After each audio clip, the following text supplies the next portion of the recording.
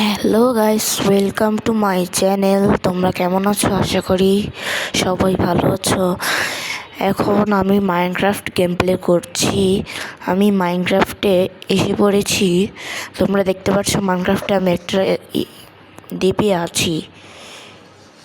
এই ভিডিওতে আমি দেখাবো মাইনক্রাফটে কীভাবে তোমরা স্ক্রিন ডাউনলোড করে মাইনক্রাফটে স্ক্রিন বসাবে।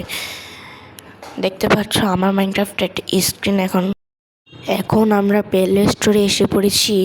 এখন প্লে স্টোরে সার্চ করব Minecraft skin modes.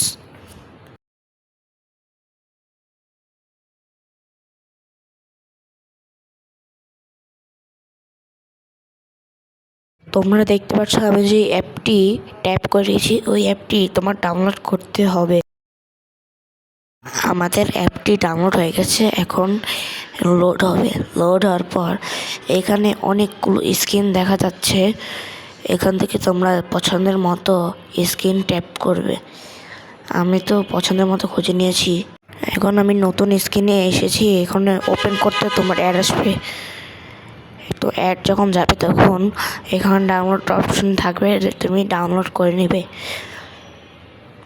Download button tap করলে তোমার এখানে 4টা অপশন আসবে। তুমি এখান থেকে প্রথম অপশনটা সিলেক্ট করবে, তারপরে অ্যাড আসবে। অ্যাড আসার পর তোমার এখানে নিচে একটা বক্সের মতো আসবে। বক্স থেকে মাইনক্রাফট সিলেক্ট করবে। সিলেক্ট করার পর তো মাইনক্রাফটে আসবে।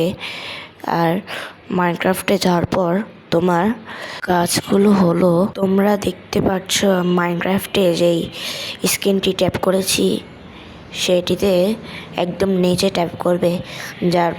তারপর তুমি মাইনক্রাফটের নিচে ইকুইপ করবে। ইকুইপ করার পর তুমি আবার ব্যাক করবে।